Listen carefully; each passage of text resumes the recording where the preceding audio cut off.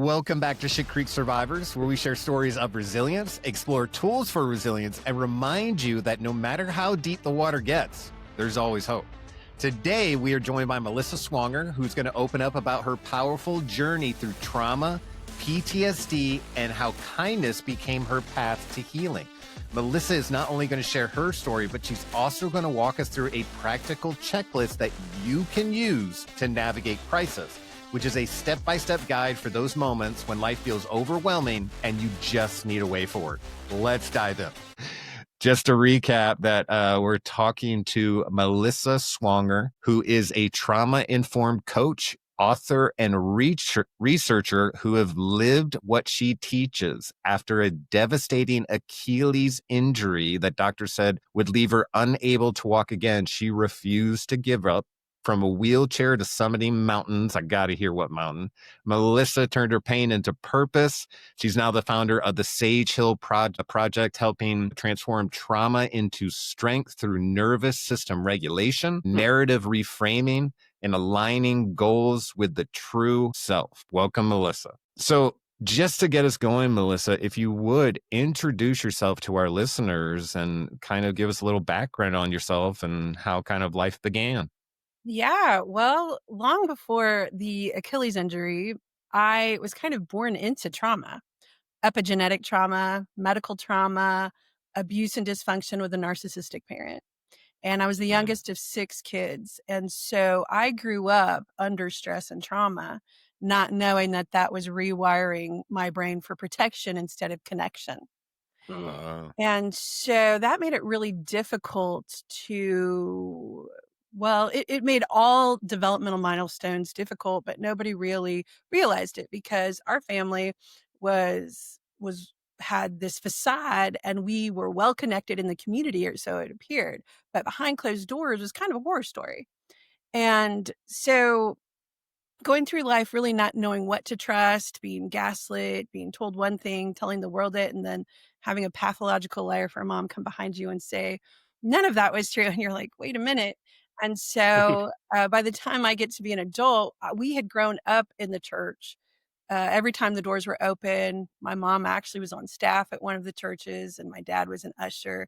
And so I knew a lot about God, but I didn't know you could have a relationship with God until end of high school. And in that time, I thought I didn't really want to die, but I didn't know how to keep going. I just had kind of lost hope, but I didn't really want to die.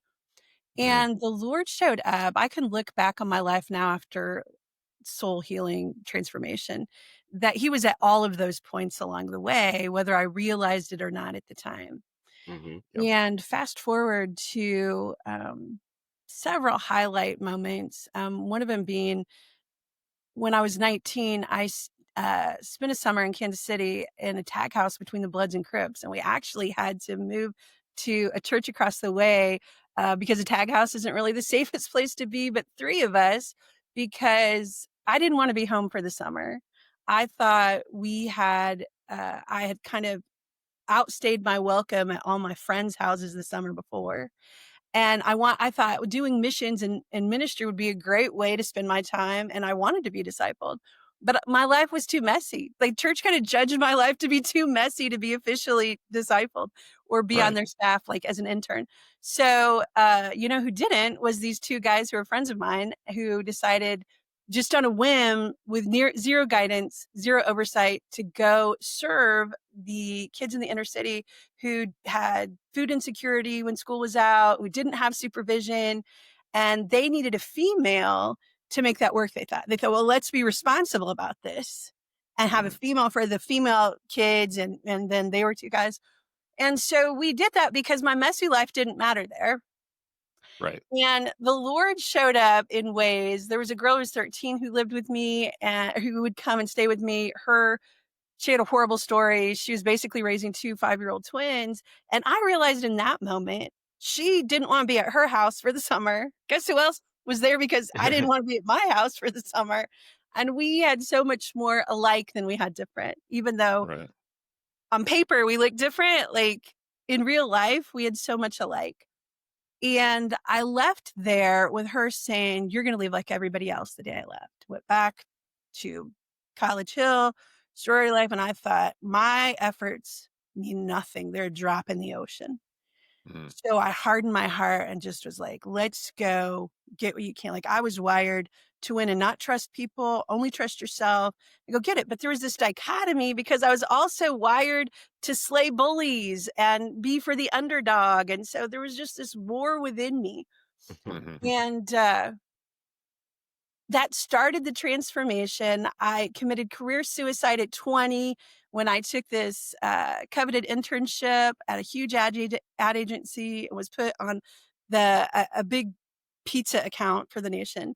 And in the boardroom with all these execs looking at me and me thinking I have it made, I stood up and said, I just realized I don't care who eats what pizza, and walked out. And I never worked in an ad agency again.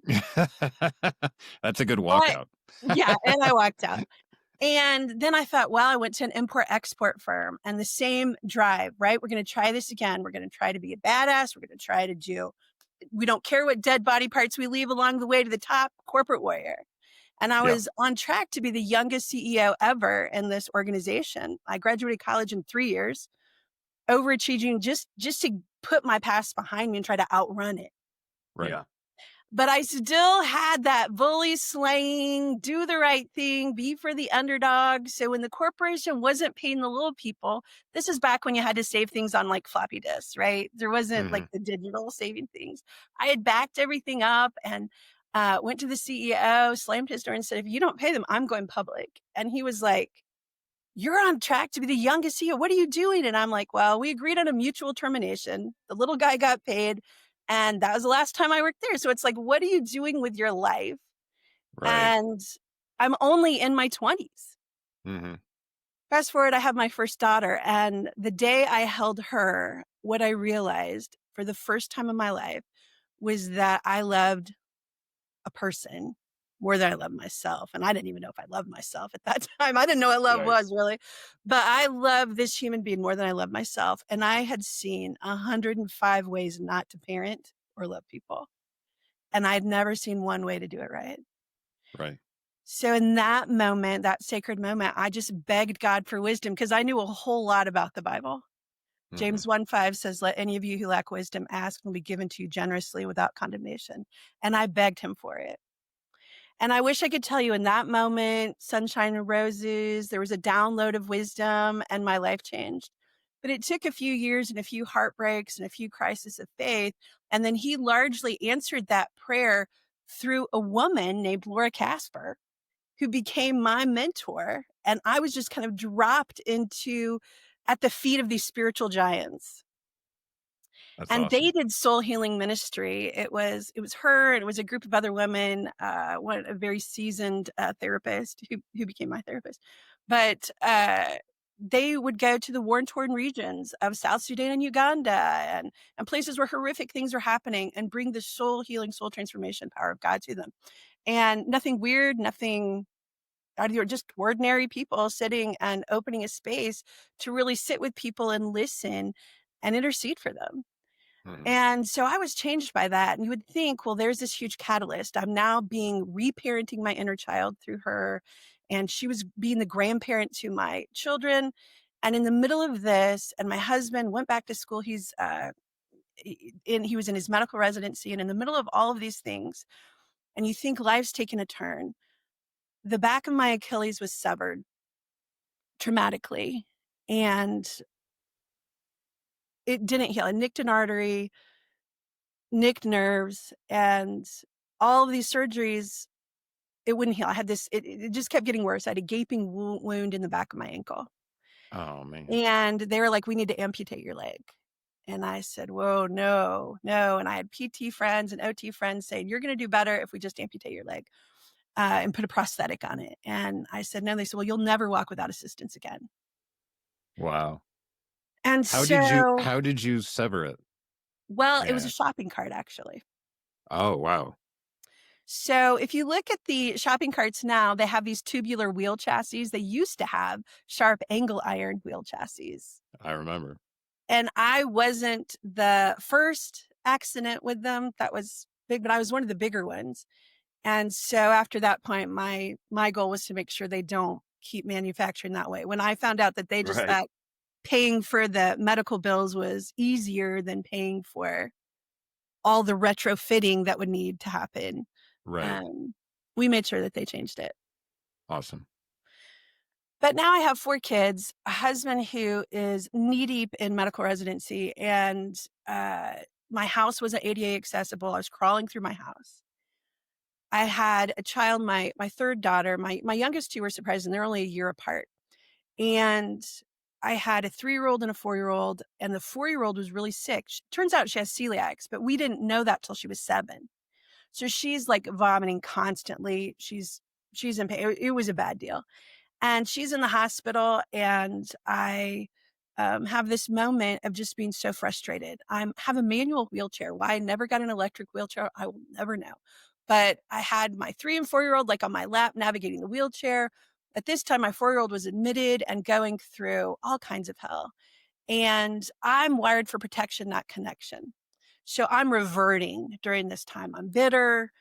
Life is hard, navigating life in a wheelchair and everything. I'm getting bitter. And so I hadn't been returning my mentor Laura's phone calls. I hadn't been doing anything. And she's hammer calling me, and I'm getting agitated. And so Mhm. I'm taking a break in the lobby with all these beautiful glass sculptures in the ceiling and just wondering how to make it through this hard moment. And she hammer calls me again. And I answer with all the venom. I'm just like, "Can't you take a hint? I don't want to talk to you." To a woman who has never once in her life deserved venom like that. And she's 6 foot tall with a crown of gray glory, and she wasn't loud, but she was a colorful presence in the world. And in her sing-song voice, she just says, "No, I don't suppose I can," and she just shows up at the hospital, and that broke me. And after that moment, women in the church started cleaning my house, started grocery shopping, started bringing meals. There was a woman named Megan who had trauma herself, and she was a single mom who had a Habitat for Humanity house and 2 teenage daughters, and she kept bringing Sundays. She would to my family so that we would have joy on Sundays. Mhm. A year later, I was walking her through her cancer treatments, and she didn't get the miracle, but she brought Mhm. the most joy to me during that time. Mm. And I was wrestling with God during all of this, and what he told me to do was write my story. And I was like, the last thing I'm gonna do is write my story. Mhm. So I was like, that's too vulnerable. What if, and hear me out, I write like fiction stories? How about Christian fiction under a pseudonym? And did and never published it because that wasn't even what he was talking about. And then fast forward to 2017, I felt called to go back to school. Like, it was a dramatic moment. I was again volunteering because somebody needed a female leader with youth group. And we were at this big thing where they're also teaching the leaders. And I wasn't even officially in ministry, but I'm like, sure, let's go learn leadership in the church. And there was this moment where, and I had learned how to pray and I'd learned how to intercede. And I really was hearing God saying, hey, you need to let go of what you're holding on to so you can receive what I have for you. And I Mhm. was like, whoa. Okay. And me assuming to know what God's saying is like, let's let go of the distractions so we can receive and minister to the kids. And the leader of the whole thing interrupts worship, takes the microphone, and goes, I really feel like God's saying to somebody right now, you need to let go of what you're holding on to so you can receive what God has for you. And like a lightning bolt to my head, he says, you're going back to school. And I'm like, you mean like in 7 years when my youngest graduates? Like, now's not really a good time. And, nevertheless, I started crying. I couldn't stop crying till I told somebody, because that's Mhm. how God, like, he's gonna hold me accountable. And, I went back to seminary. I didn't even know what seminaries existed in the world. Mhm. Turns out a lot of them don't want women. That's unfortunate. No. But one of them, Gordon Conwell, who, Billy Graham actually pulled together in 1969, has always graduated women. It's an interdenominational seminary. So they agree on the basics, but, like, everybody's gotta wrestle for the gray areas, right? What you have to know Right. why you believe what you believe, because there's a lot of different denominations represented who have their own specific tenets. And, Right. that was probably the best thing I ever did. A guy named Rodney Cooper was my advisor there, and, he used to be the director of Promise Keepers, just as a side note. And Okay. he was I just met him first off, and in seminary, you're supposed to kind of fillet your life open with everybody, and I'm like, privately message him, like, how much are we supposed to share? Like, Yeah. like, is there a limit? Or like, because the timeline of my life is like an erratic EKG. And he's like, why don't you tell me what you're talking about?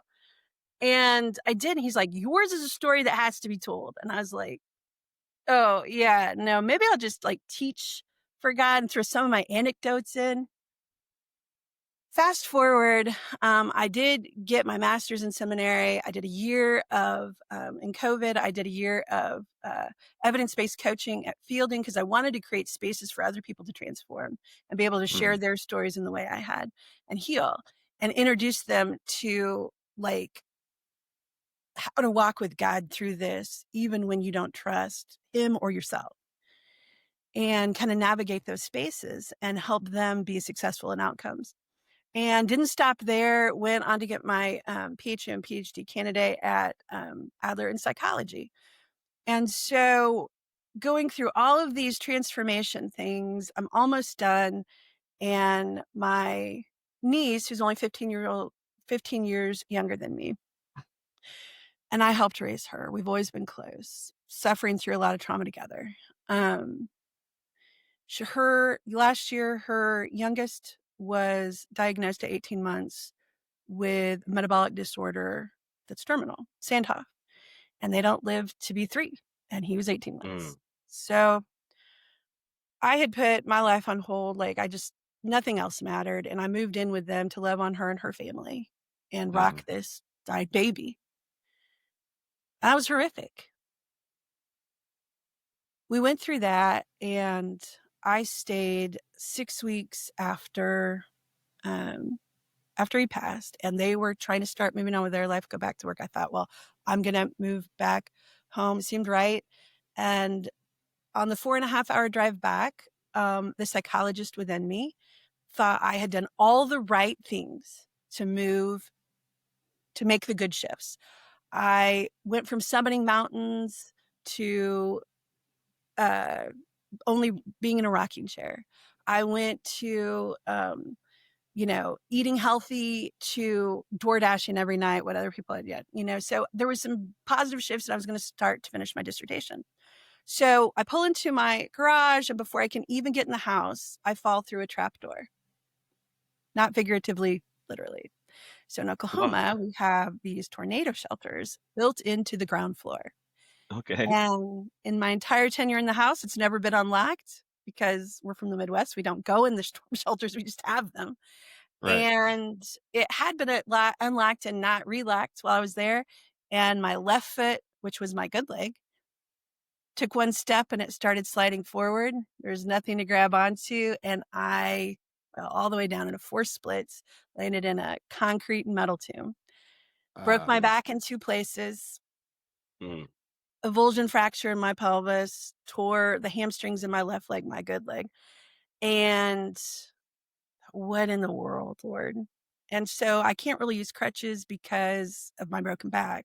Can't really walk because of my hamstrings being completely torn. So what can I do? And so I just laid there and said, okay, Lord, you have my undivided attention. What do you want me to do? And he said, I want you to write your story. And I said, absolutely. Lightning doesn't usually strike twice in the same place. I don't want to strike 3 times. So I did. As soon as I could be at an incline at all, they set my computer up for me, and I wrote my story called Whom He Raised, which is a book that's coming out February 22nd. That Whom He Raised is from my life verse, which is John 12:9b. And they came not only to see Jesus, but Melissa, whom He raised from the dead. And the story is just about my journey of all the things, because I have PTSD, a lot of traumatic events, and just seeing joy in life. And that there's so many reasons, and so many times I'm tempted to sit in the grave, wrapped in the grave clothes that become like a security blanket. Yeah. He's called me forth, and I can be a witness. And so how do we navigate life that doesn't feel safe while also contributing and connecting instead of just protecting? Absolutely. Very well said. That really got me thinking about the idea of surviving compared to living, Mhm. because I think that is a natural response, especially if something happens to you when you're young. You Yeah. just want to blend in, not look like you're on the out. So you're more concerned about blending in and not being picked out as the person on the fringe, and that's where you stay because that's where you Yeah. think you're safe. Wow, really well said. Wow.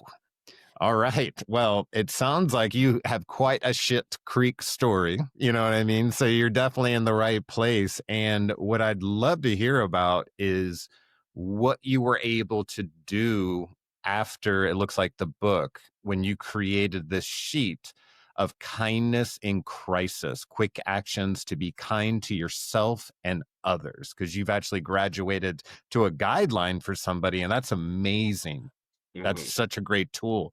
Can you explain why you thought of that tool for someone, either yourself or someone else that you thought might need it, and how that got rolling?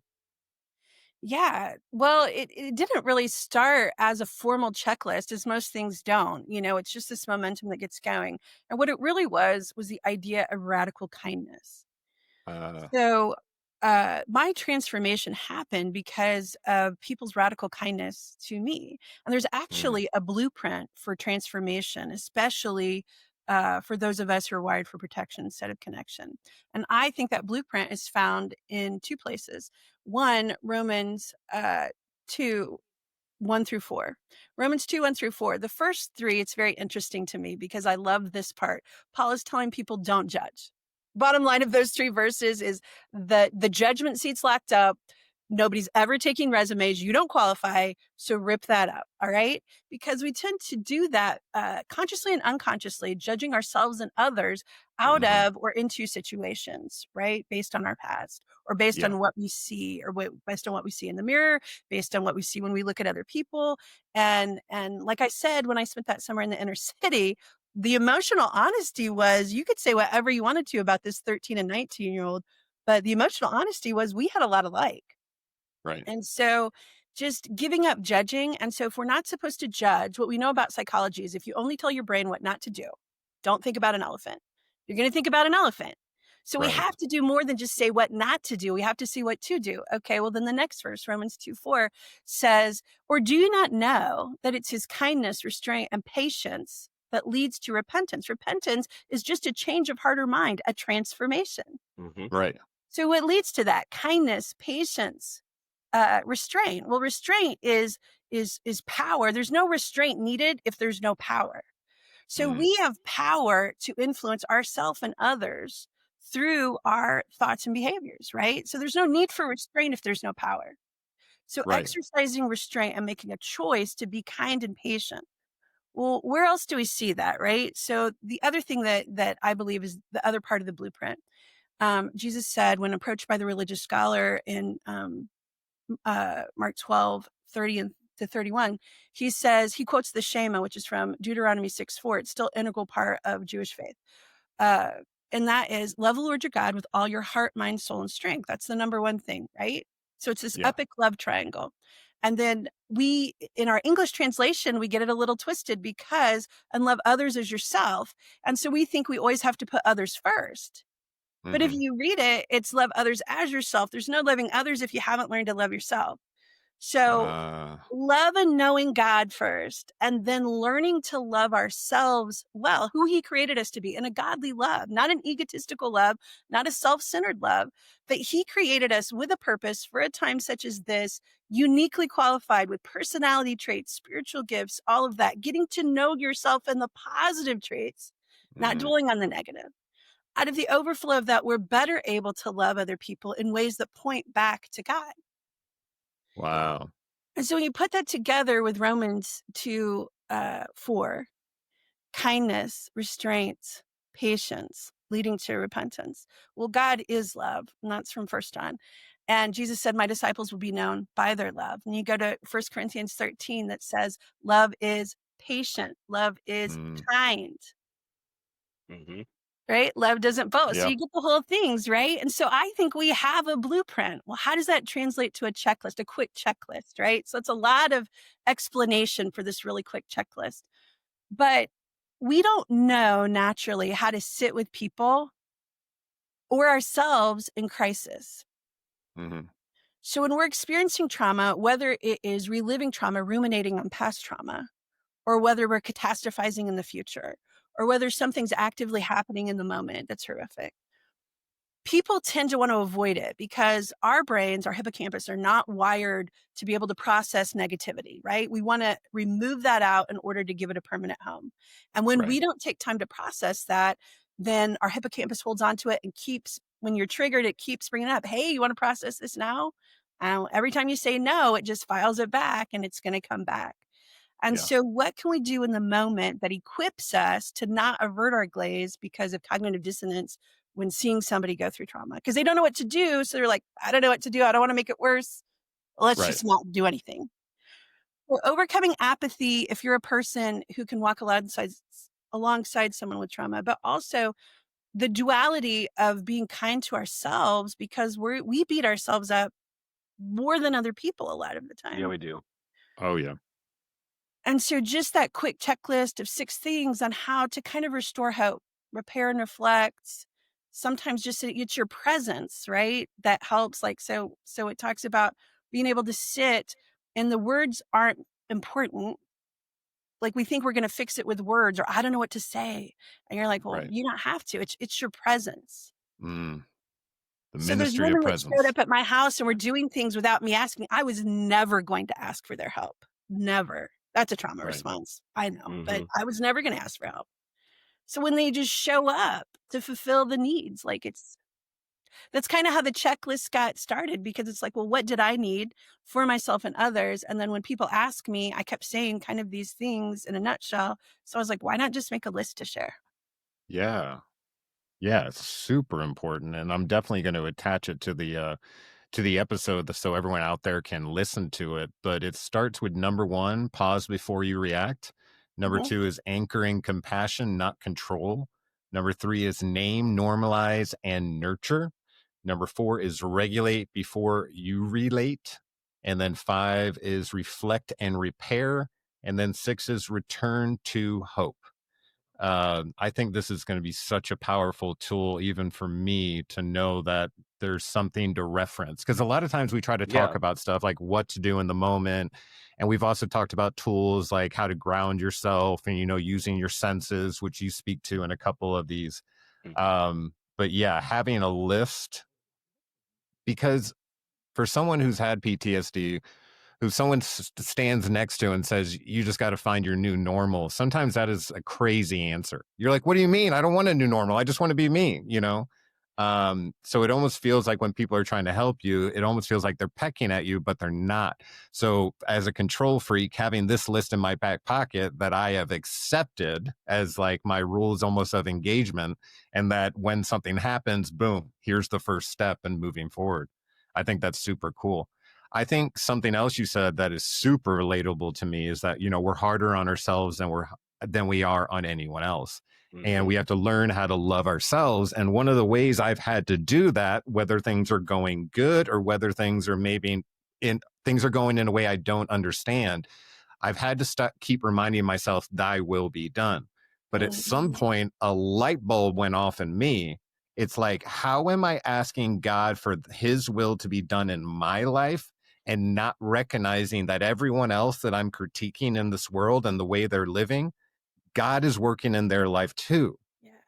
And I am literally critiquing when I'm getting angry at people about how they drive, how they talk, what they look like, almost in a survival mode, because you're always looking for the threat, if you will. And you create threats as it's happening because you're so used to basically creating scenarios. If this happens, this is what I'm going to do. If this happens, this is what I'm going to do, which is a control thing, which is like a survival thing.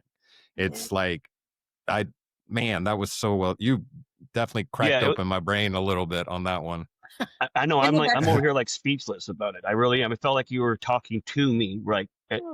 Answering questions that I didn't even realize I was trying to ask. And being able to remember what you say and then put it towards that checklist that you just explained so well as also. Like Cam says, I think it's going to be a tool I can put in my back pocket, and I can refer to it whenever I need to as well. So yeah, I don't know what else to say. I will say this. One thing I thought about while you guys were talking was we have to remember sometimes God's plan is we think it's going to be 2 + 2 = 4, but it could be 3 + 1. It could be 6 - 1. There's a lot of ways, or 6 - 2. There's a lot of ways to get to 4. So you have to be open to the idea that it's not going to happen the way you perceive it. It's going to happen the way He wants it. Which is hard for people who want to be in control. Absolutely. Yeah. When you're wired for protection instead of connection, control is key. And surrendering that, you have to learn to trust God, because He's not a man that He should lie. And so when we try to put human attributes to a boundless God, that gets us into trouble. Yeah. Oh, very well said there too. Yeah, definitely. And pride and ego can get in there too. You know what I mean? Like, oh yeah, basically, because that's what the judging is. It's the sin that leads to all the other sins, because pride not only like makes you at sometimes when you think things are going well, oh, I'm doing good, because you're looking over the fence. But on the other side of that coin is when things are going well for somebody else, you become a victim because your pride's telling you that you deserve something that they have and you don't have it now. Why is this happening? I'm a victim. This isn't fair. And you start critiquing the story, and then yeah, it's just so funny the way that God works. And yeah, You're it's so reminding funny. me of that, of a trauma. Well, it's really codependency triangle, but a lot of people who've been through trauma develop codependent tendencies, because I'm not okay if you're not okay, especially if you had abusers growing up. It's like we have to make that person okay so we can all be okay. And there's this triangle in psychology, and you're either the perpetrator, the victim, or the martyr. And so just becoming aware, transformation has 3 building blocks: awareness, connection, and movement. And becoming aware when we take that victim mentality is, I don't have to stay on this triangle. I'm empowered to get off the cycle. And so when I start to have a victim mentality, it's not why me, it's why not me. Like this isn't heaven. This is a fallen world. People have free will. And so, not seeing everything as an attack. Some of it's just living. Yeah. And giving up the need to be the perpetrator, the martyr, or the victim. We are empowered to get off the cycle and choose a healthy path. Wow.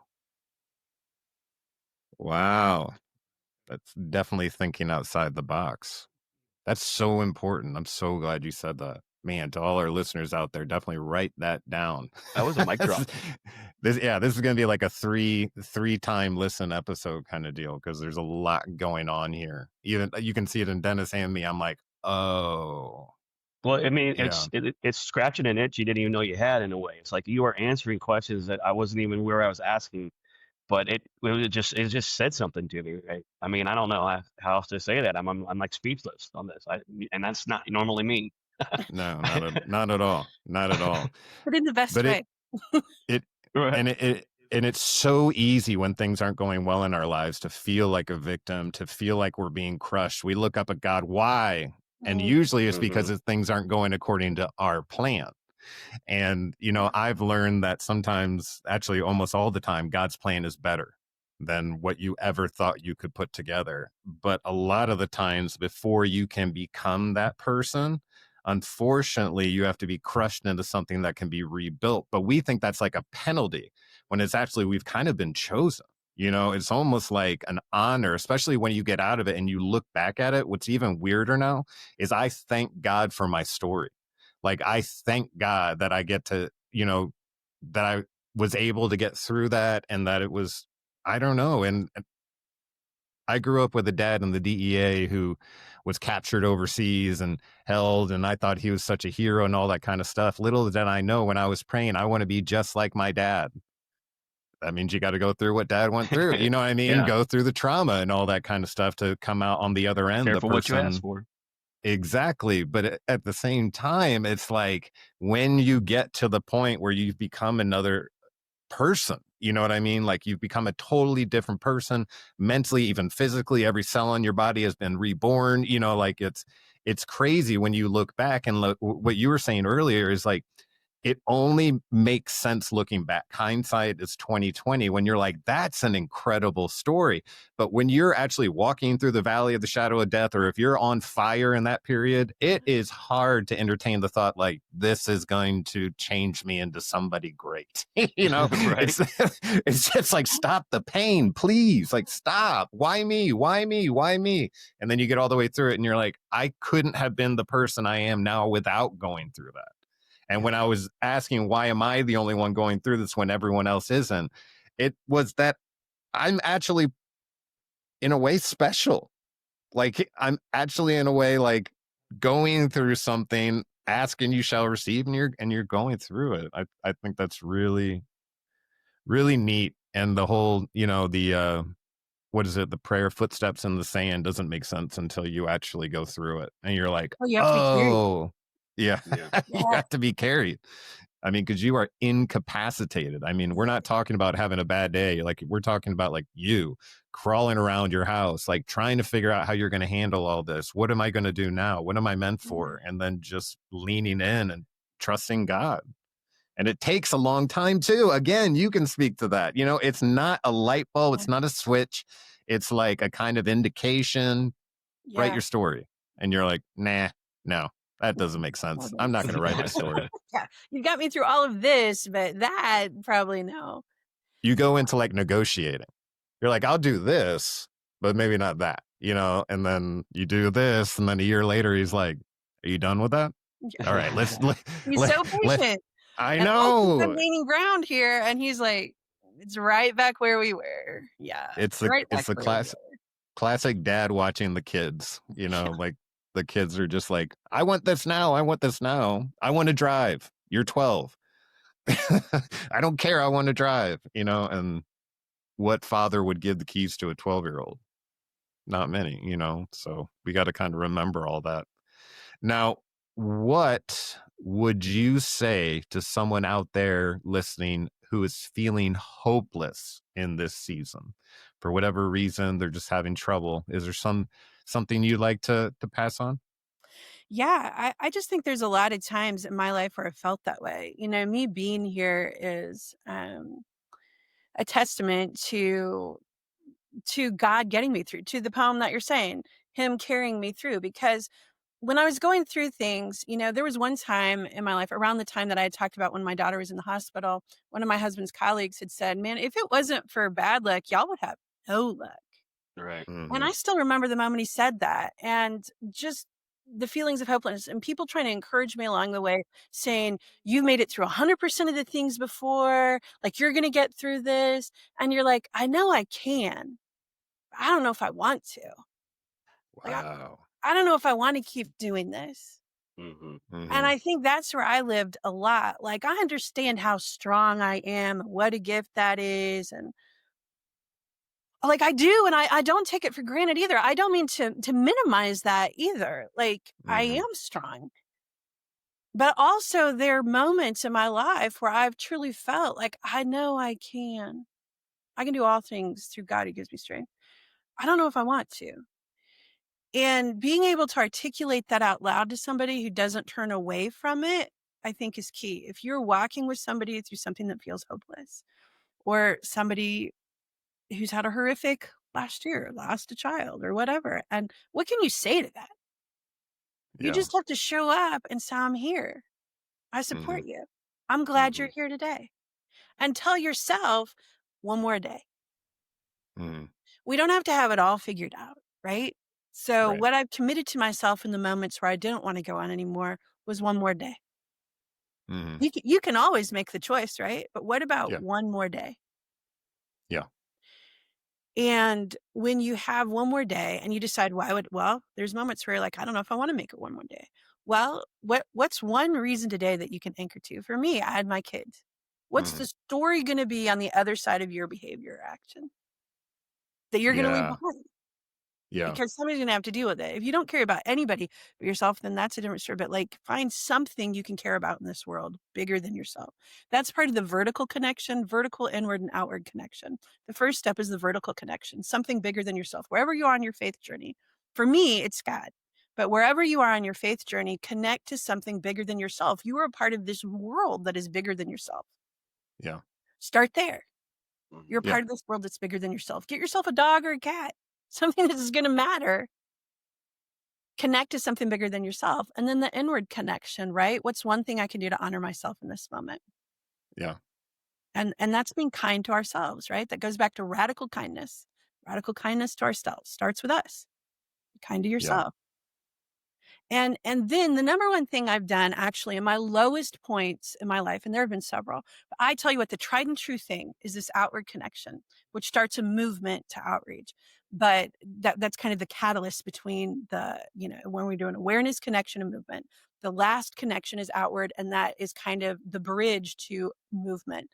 But the last connection is outward, and lifting my eyes out of the tomb, the box, the prison I put myself in, whatever you want to call it, lifting my eyes up, right, vertical, but then to see the world outside my doorstep, connecting with that world. So there are people who need us to be kind to them. They need our service, they need our volunteering, whatever it is. Go help somebody else. And Yeah. if you don't feel, if that is too insurmountable for you in the moment, go be kind to yourself, get yourself a coffee. Look the barista in the eye, make eye contact with the people around you, say hello, give them your real name when you put your coffee order in, hold the door for somebody on the way out, and begin connection that way. From wherever you are, there are incremental steps to connecting vertically, inwardly, and outwardly. Yeah. But it takes movement. Like what's one step? When we look at the whole, it's overwhelming. What's one thing you can do in this moment to keep going? Yeah. Wow.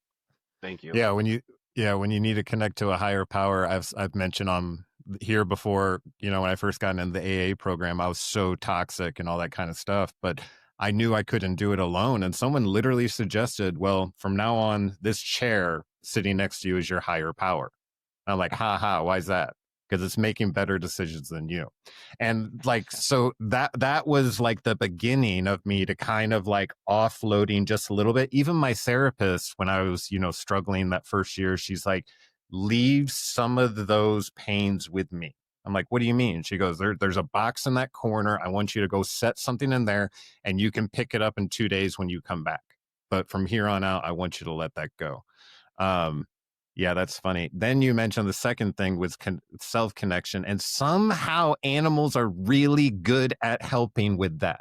It's like what's the old saying, and someone's going to get mad at me for saying that, but you could lock a dog and your wife in a trunk for an hour. Which one's going to be happy to see you when you open it? It's going to be your dog. You know what I mean? Like unlimited love, and just the amount that I've cried while cuddling my dog, just like believing that he was the only thing I could trust or connect with, and this was like the end. And then you continue to grow and you continue to grow until suddenly like something. So for me, it was moving down south from St. Louis, which I think is a pretty toxic, or at least was a very toxic environment when I was leaving there. And I came down here to Atlanta and someone held the door for me and I was like, what do you want? And I soon realized that they were just holding the door for me. And just starting to reciprocate that and starting to hold the door for other people opened a door in me, because it was almost like I had control of that. I'm not doing this because I have to. I'm just doing it because I want to. This is, this is how I'm going to live today kind of deal.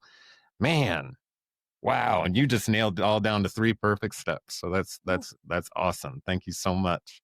And I'm sure our listeners are going to be able to apply that in their real life. Do you have any other spontaneous utterances you want to leave people with, or any gold nuggets, or is that enough to digest for today, you think? That's a lot to digest. I just want to say radical kindness improves everything. Internal, it improves your family life. Like there's just science behind it. It's not a moral hack, a life hack or a moral platitude. Radical kindness is actually strength walking. And we can do a movement. We can flip the script. We can prefer unity over division. We can start it. Yeah, absolutely. Here we go. Here we go. Well, Melissa, thank you so much for joining us on the show. Really appreciate all the gold nuggets and all the information. I'll be putting I'm all your supposed to pay you for your services today, because I just had Thank a personal. you so much for having me. I really appreciate this time I've had with you. Thank you so much, and I'm glad to have grown with you. You make us better. I think selfishly we do the podcast because every person that we get to come in contact with kind of like shifts the angle just a little bit. Reveals Hmm. something that's in the gray that we didn't see. Even says, I get where you're coming from. To know that there's someone else out there who gets where you're coming from and not only gets it but has walked down it and figured out, okay, here's something I can do. These are things I can't do. And, you've put together the list and ways to help people. So I'll be putting all your information in the bio of the episode. And until next time, guys, thank you so much. Thank you so Thanks for much. having me.